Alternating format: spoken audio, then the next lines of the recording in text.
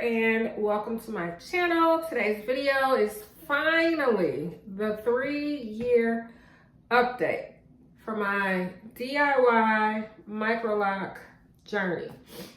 All right, first things first, my hair looks pretty short because obviously it's rolled. I used pipe cleaners to curl my hair. Today is Easter 2024, and so, you know, usually when I got something special coming up, I like to do curls more than anything else. So yeah, this is a pipe cleaner set, and even though it doesn't show my length, I am going to get up close and personal to the camera and do like a 360 or something like that.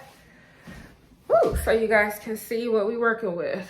So my hair is pretty freshly retied. The color is pretty fresh. The pipe cleaners have been out for a couple days, but I just separated the curls today. And I'll probably go through and do another separation later. So this is a fun, you know, curls are fun hairstyle. Okay, I started DIY Microlocs December 3rd of 2020. And I started my locks by just putting a bunch of 2-strand twists in my hair. I started out with like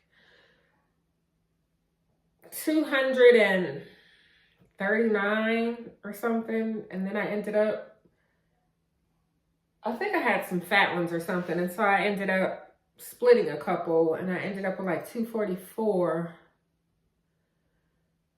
And I'm not sure what my exact number is, but I'm less than 240 is what I think. I'm not more than 240 right now.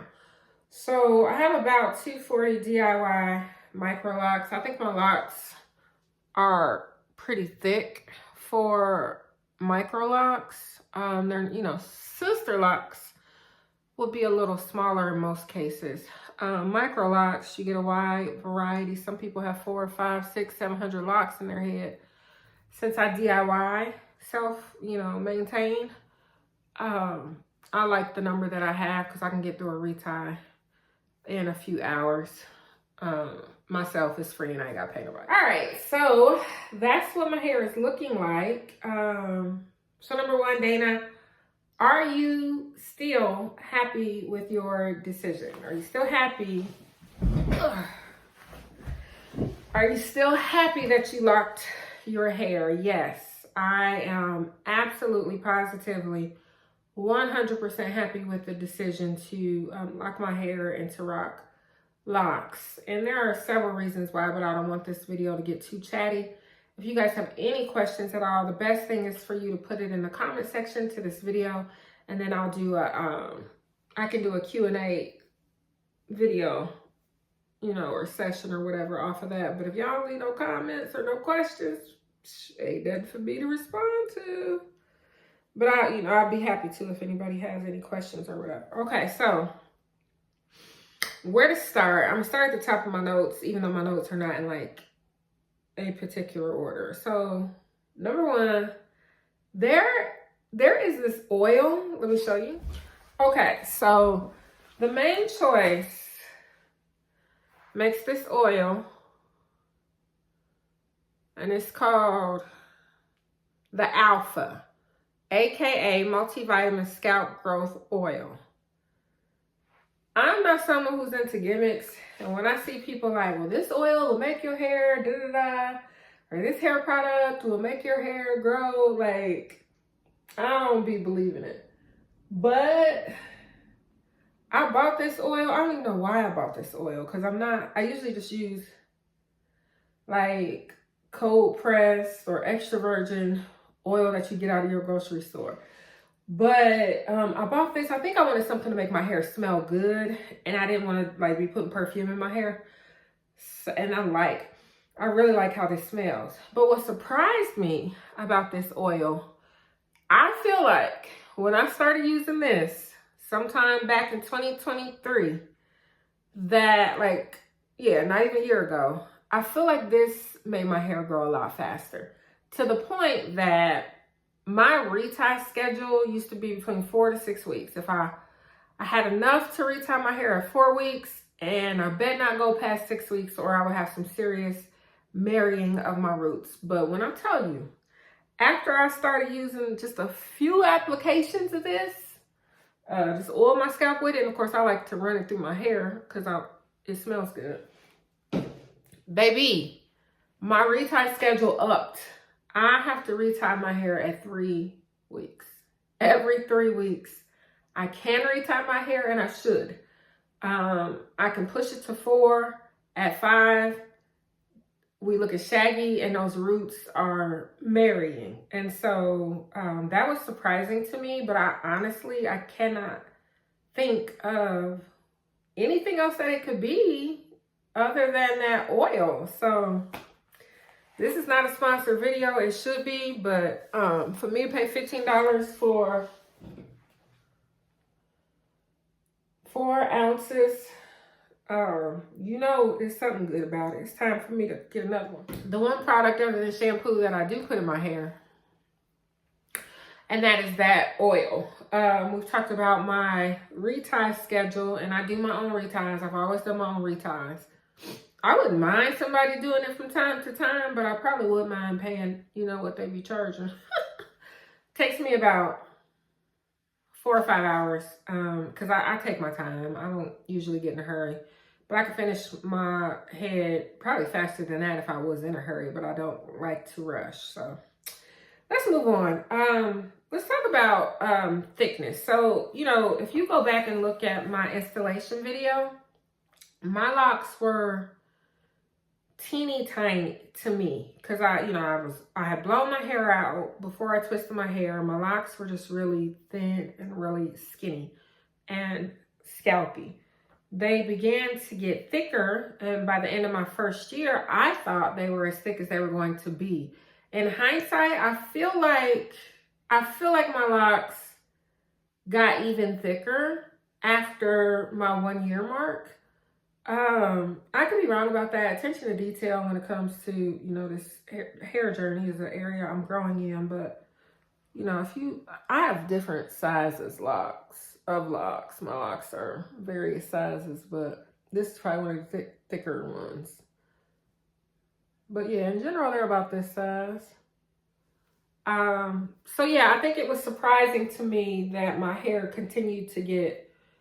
locks continued to get thicker or fatter even after 1 year. And everybody's hair is different. That may not be the case for you, you know, or for everyone, but that was my experience. What else? Length. So I had unrealistic expectations when I installed my hair. One of the biggest motivating factors for me when I locked my hair was wanting the length. I mean, locks are just going to grow, and that's what they're going to do. You don't have split ends, keeping your hair at a certain length. Your hair is just going to grow and grow and grow and grow. And so I thought by 3 years, it seems like a long time. So I thought by the end of 3 years, my hair was going to be down my back. But baby, it ain't. So you guys saw whatever clip I put in. But we're getting length. I don't consider my hair long yet, but we got some inches and we're getting there. So I think that was my only like unrealistic expectation in this journey. But just because we ain't got that kind of length yet, we on our way. It's coming. It's happening. With every retie, child, it's happening. What else? Lint. So I have a video, my 1 year DIY Microloc update video. It's one of the more popular videos on my channel. And I talk about how lint wasn't much of a problem for me at that time. And if you look at the length of my hair, that would explain it. I think I had a braid out, swoop to the side, you know, this kind of look going on in that video. It was cute. That was my signature style for sure, and I still rock it. But you can see even just from this pipe cleaner, you know, pipe cleaners give you the tightest curls, but you can see I have some length compared to the 1 year mark. And so lint has become an issue. Your hair is just sitting on your clothes, and locks are grabbing stuff. And you try to pick it out because it looks like it's sitting right on top. It takes effort. And so I don't go through my head picking out lint. And I'm not gonna walk around, you know, with a bunch of lint in my hair looking gross, you know, because it makes your hair look like it's dirty when it's not dirty. It's just full of lint. Don't walk around like that. I mean, that's not okay. That's not acceptable, or it's not advisable. Don't walk around with your hair looking nasty because you understand what's going on. Like, no. I color my hair with a semi-permanent color, or AKA a rinse. I've never put real hair dye in my hair, but between these grays and the lint, it's necessary. And that's really the only harsh thing I put in my hair is the rinse. Other than that, I barely put anything in my hair. What do I do? I have shampoo, which I try to use shampoos that don't have harmful chemicals and endocrine disruptors like sulfates, parabens, things like that. So right now I'm using Giovanni. I'm back to using that, and I use Dr. Bronner's liquid soap. I feel iffy about the Dr. Bronner's. I have not been diluting it, and I think that I probably should. So I'm gonna dilute it and see if I like it better. But for now, I'm using those two, and I prefer Giovanni. When I feel like I need something very strong, really stripping, VO5 has a real cheap, it costs like less than $2, I think. They have shampoos that smell really great, and they're full of chemicals and endocrine disruptors, but I will use that from time to time. I use the strawberries and cream one. Just some cheapy little shampoo like that you know is going to strip stuff out of your hair, because just every now and then I feel like I need to like make sure everything's out. There's no smells, no anything. So yeah. What else? I guess the only other thing on my list that I wanted to talk about was the freedom component of having locks, which has been like the best thing for me and my DIY microlock experience, hair freedom. I was a wig wearing, weave wearing sister. I mean, I had a head full of beautiful hair, but it was issue laden. You know, it's either relaxed, so it's like thin like paper and just not working for me, or I didn't know how to work it. And then when I went natural, it certainly looked a lot thicker.